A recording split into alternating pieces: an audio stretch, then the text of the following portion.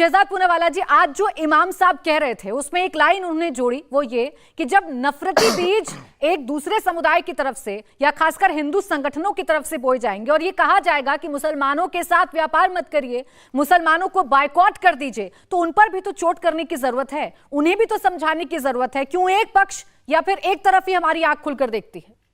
ये बयान किसी व्यक्ति ने जो अधिकृत जगह पर बैठा है उसने दिया है, और अगर ये बयान उनको चोट लगी कि देखो किसने कहा है, तो हर रोज अगर कोई एक नहीं दो नहीं कई बार ये कहे कि इनका धर्म काफिरों का धर्म है और इनको या तो कन्वर्ट करना है या तो इनको सजा देना है, तो ऐसे जो रोज ये नारे लगते हैं इसके विषय में क्या बोलेंगे? यहाँ पर जो महानुभाव है, ये नारे लगते हैं ना, ये 4-5 बार दिन में लगते हैं नारे। अच्छा झूठ तो मुझे एक बात बता दो। अच्छा ठीक है, मुझे बता दो प्राची जी, मुझे बोलने तो दो, मुझे बोलने दो। आप क्यों फिर पर्सनली ले रहे हैं? नहीं लगते तो पर्सनली क्यों ले रहे हैं? पर्सनली क्यों ले रहे हैं? मैंने किसी का नाम लिया? मैंने किसी का नाम लिया क्या? मैंने किसी कम्युनिटी का नाम लिया? मैंने किसी का नाम लिया? प्राची जी मैं एक एक करके बोलिए ना। हाजिक खान जी, देखिए हाजिक खान जी रिप्लाई कर रहे हैं, तो आप बीच में क्यों बोल रहे हैं? दोनों बात कर रहे हैं ना, समझ में आ जाएगा, समझ में आ जाएगा, समझ में आ जाएगा। प्राची जी मैंने एक सेकंड पहले तो मैं क्लियर कर दूं कि मैंने तो किसी कम्युनिटी का नाम नहीं लिया, किसी का नाम नहीं लिया। ये दोनों क्यों रिएक्ट किए? यहाँ पर तो हमारे काज़मी भाई भी बैठे हैं, इन्होंने तो रिएक्ट नहीं किया। अब सुन लीजिए, आपके आदमी हमारे आदमी, बताओ अब ये डिसाइड करेंगे हमारे आदमी। आप भी हमारे हो, मानने को तैयार हो जाओ। ये ठीक एक एक करके बात कीजिए, क्या तरीका है? एक बार मेरी बात हो जाए। अगर आपकी बात ना करें, सरवर जी क्यों चीखते हैं भाई? हर बार बीच में बोलते हैं, इनको क्या बुरी आदत है? ये आदत क्या है इनकी? अब रुक जाइए, मैं आपके पास आऊंगी ना। सरवर साहब एक सेकंड रुक जाइए, एक एक करके प्लीज, एक एक करके मैं इसका टेस्ट दे देता हूँ, एक टेस्ट दे देता हूँ, 10 सेकंड मेरी बात सुन लीजिए, टेस्ट हो जाता है। इन्होंने अभी हाजिक साहब ने बोला कि हिंदू मुस्लिम भाई भाई ये बड़ी बड़ी बातें कर रहे थे और जो कह रहे कि ऐसे नारे नहीं लगते। एक टेस्ट करता हूँ, मंदिरों में तो कई बार इफ्तार होता है, एक बार पहल कीजिए मस्जिद में हनुमान पाठ हो जाए, हनुमान चालीसा का पाठ। हाजिक साहब आप बता दो, नहीं कौन से मंदिर में हो रहा है आप बताओ। अरे बहुत सारे, तमिलनाडु से लेकर हर मंदिर में इफ्तार के आयोजन हुए हैं, आयोजन हुए हैं। पार्टी को बंद कर दिया आपने। अब मैं अपनी बात खत्म कर लूं, प्राची जी मैं किसी के बीच में नहीं बोलता। क्या तरीका है भाई, ये क्यों बीच में बोले? प्राची जी ये शाब्दिक पत्थरबाजी से मुझे संरक्षण दीजिए। ये शाब्दिक पत्थरबाजी मुझ पर ना हो, मेरे ऊपर शाब्दिक पत्थरबाजी ना हो। सरवर साहब मैं आपको पूरा मौका दूंगी। हाजिक खान जी आपको भी पूरा मौका दूंगी। एक सेकंड, बीच में मत बोलिए ना। अरे बीच में मत बोलिए, प्लीज बोलिए। देखिए ऐसा है, मैं तो कह रहा हूं ना कि ये तो हिंदू मुस्लिम भाई भाई की बड़ी बड़ी बातें कर रहे थे। एक टेस्ट दिया तो ये चीखने लगे, छाती पीटने लगे। अरे भाई सुन लीजिए भाई, क्या तरीका है ये? क्या तरीका है प्राची जी? क्या तरीका है? क्या गेस्ट को इसीलिए बुलाया गया है क्या?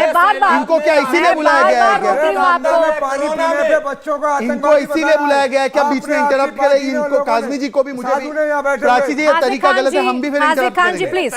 हाजिक खान जी और सरवर साहब, डिबेट का एक तरीका होता है। मैं बार बार आपसे कह रही हूँ, बीच में अगर आप बोलेंगे तो किसी की बात नहीं आ पाएगी, ना हिंदू की, ना मुसलमान की, ना इस देश की। रुक जाइए, अपनी बारी पर प्रूफ मांग लीजिएगा, बोलिए। हाँ देखिए, यही इंटॉलरेंस का परिचय है। नहीं इंटॉलरेंस भाई क्या तरीका है? डिबेट का मतलब नहीं बन रहा। झूठ पे कैसे चर्चा खराब करनी है, चर्चा खराब करनी है।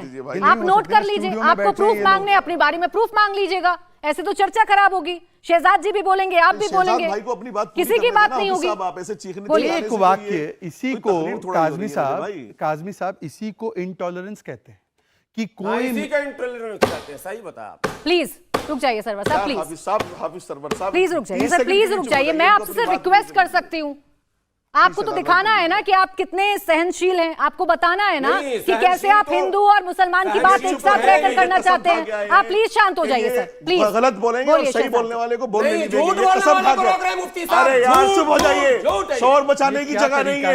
आप मेंबर नहीं है मस्जिद का, मस्जिद का मेंबर नहीं है मेरे भाई। तकलीफ नहीं हो रही है, ये किसी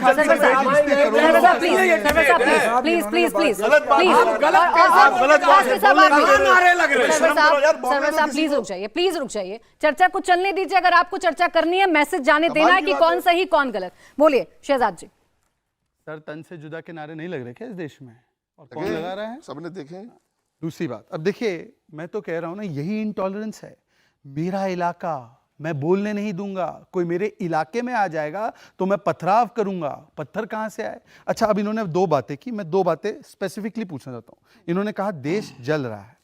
1969 अहमदाबाद 512 मुसलमान, 1970 जलगांव 100 मुसलमान, 1980 मुरादाबाद 1500, 83 नेल्ली 3000, भिवंडी 1984 146, 1990 हैदराबाद 365, फिर जवाब दीजिए। 1992 सूरत 152, 53 1993 मुंबई 1000 और 2013 मुजफ्फरनगर। सारी सेकुलर गोत्र की सरकारें थी। बिल्कुल बीजेपी थी इसमें। ये मुसलमान काटे गए, ये बहुत अच्छा समय था। ये अमृत काल था इनका। और आखिरी बात, इन्होंने एजुकेशन की बात की। देखिए हाजिक साहब सुने नहीं, मैंने तो इनको कहा कि हाजिक साहब 2.94 करोड़ मनमोहन सिंह ने स्कॉलरशिप दी, वो मोदी जी ने 3.14 करोड़ की। एएमयू की फंडिंग डबल की। Muslim girl drop out rate, आप बीच में मत बोलिए, बीच में मत बोलिए हाजिक साहब। हाजिक साहब आपको मैं बोलने नहीं दूंगा। आपको अगर आपको आजमाना है तो देख लीजिए, आजमा लीजिए। आप बताइए ना, वो भी बता Muslim girl drop out rate 70 से 30% हुआ। बजट बढ़ा।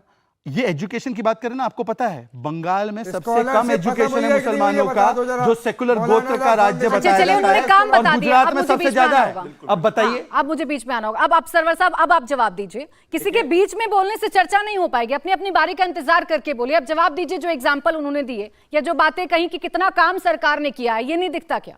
3-4 बातें बिल्कुल मैं स्पष्ट कहूंगा और पहले भी मैं कह चुका हूं।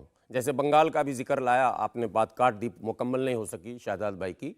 ये आपकी बदौलत है। नहीं, क्योंकि आपको सुनने में बड़ी तकलीफ होती है। नहीं होती आप जाके ममता बनर्जी और कांग्रेस के सामने आप लोग जो है वहां पर नाचते हैं, परंतु आपको तथ्य से परहेज है। गुजरात में सबसे ज्यादा नौकरियां मुसलमानों को मिली, गुजरात में एजुकेशन सबसे ज्यादा मिला, गुजरात में बैंक के लोन सबसे ज्यादा मिले, परंतु गुजरात आपके लिए कॉम्युनल है और पश्चिम बंगाल में सेकुलरिज्म का सुंदर गीत चल रहा है आपके लिए। गरीबी और गुर्बत आपने अपनी आदत और फितरत बना दी है। गुर्बत में रहना, झोपड़ियों में रहना, यह आपने अपना मुस्तकबिल बना दिया। अच्छा बोलिए, बना लीजिए इसको। बोलिए।